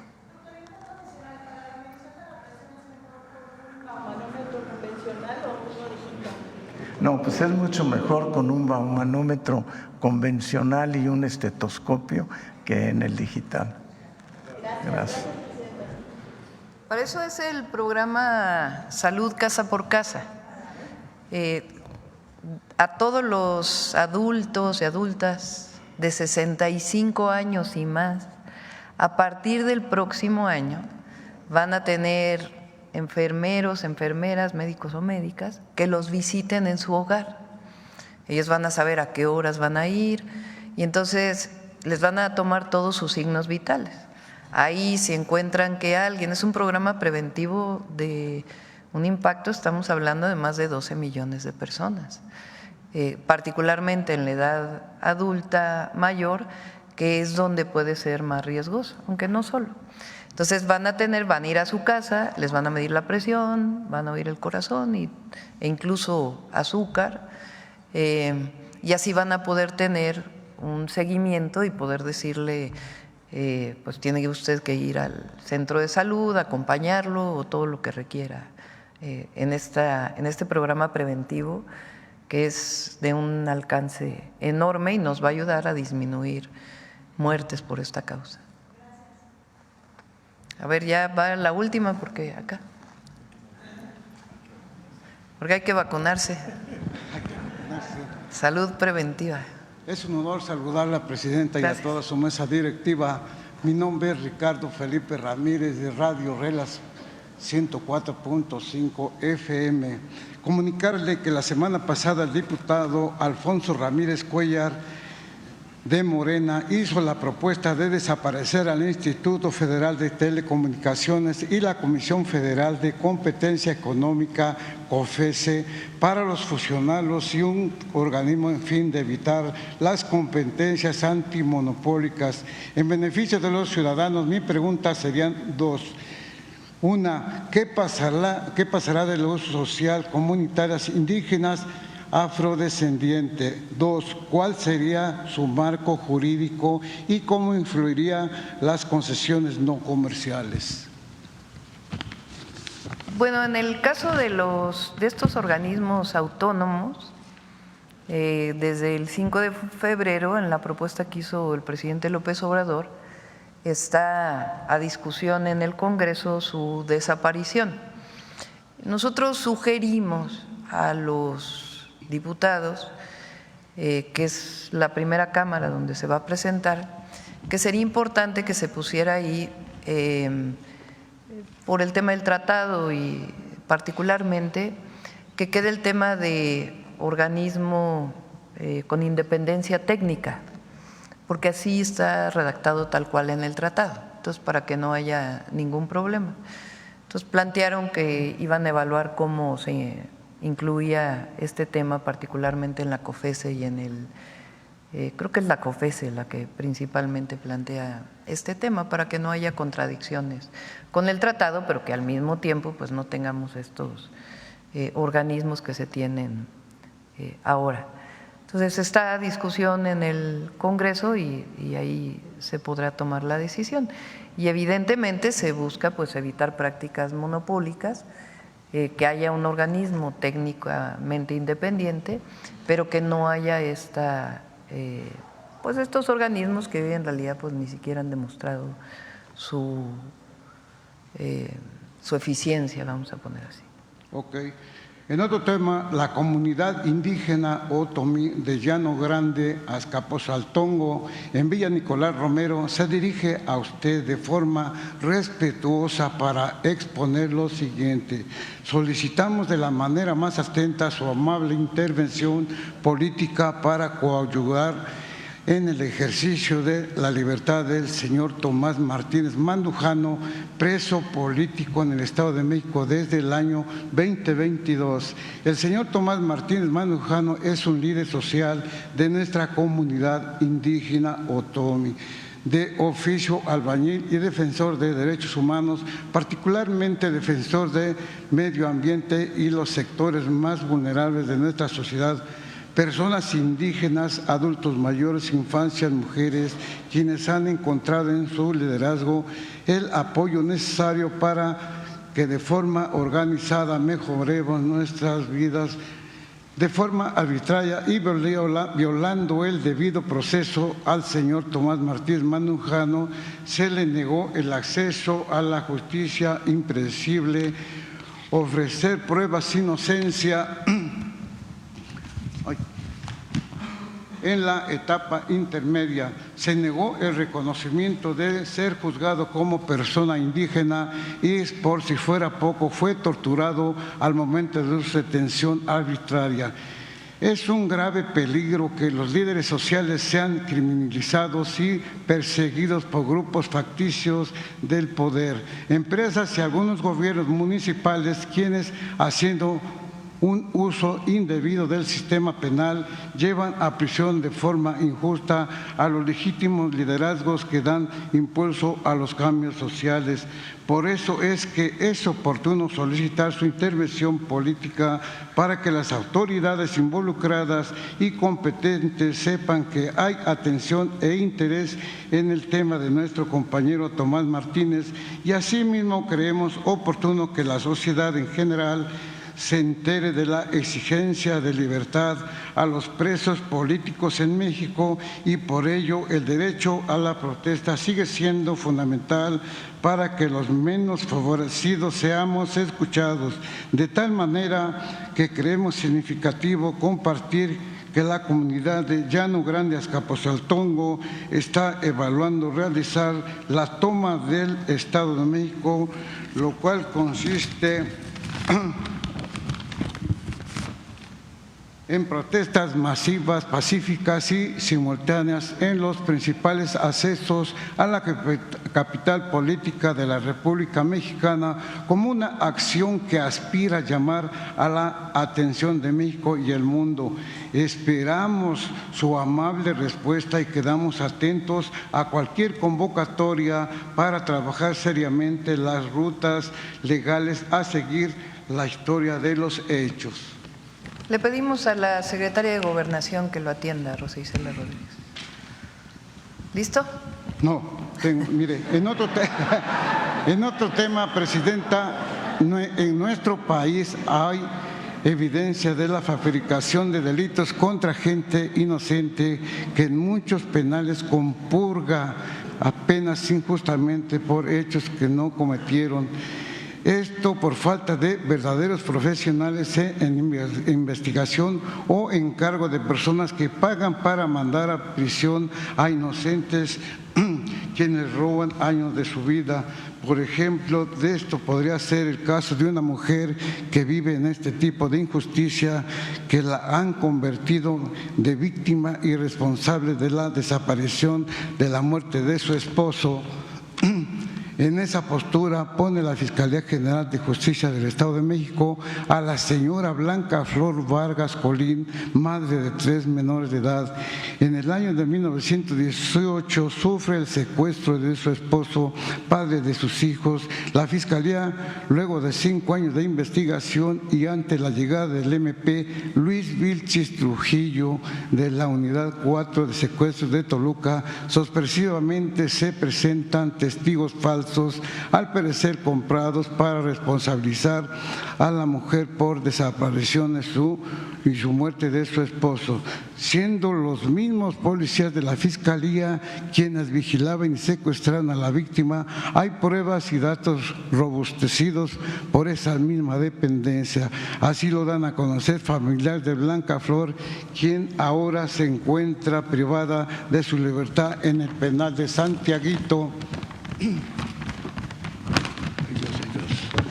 Comentan también que ella durante estos 5 años se dedicaba a trabajar para sacar adelante a sus hijos, confiando y esperando a que las autoridades pudieran dar con quienes secuestraron a su esposo. Los menores, con lágrimas en sus ojos, dicen: primero perdimos a papá y ahora nos arrebatan a mamá. Ellos sufren la incompetencia y suciedad del sistema. ¿Qué podrá hacer algo por ella? Bien, le pedimos a la secretaria de Gobernación, a Rosa Isela, que lo... Muchas gracias, Presidenta, muy amable. Listo, vamos a la vacuna. Muchas gracias a todos y a todas.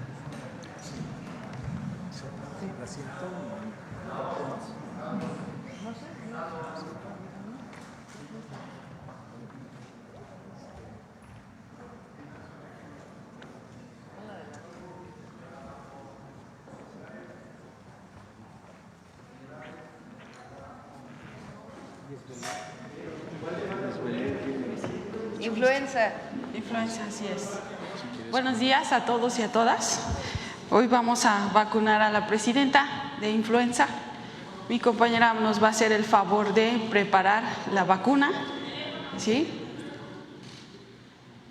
Muy bien. Ahorita la influenza. Es recomendación de los médicos.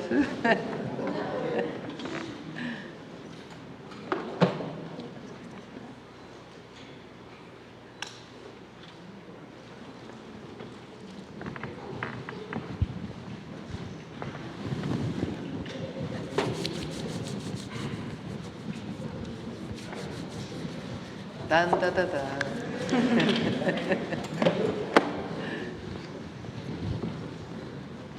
Voy a subir un poquito su manga.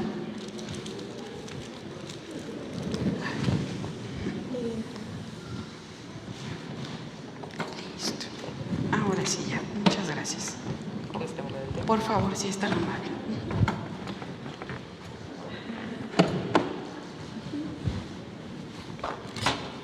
Muy bien.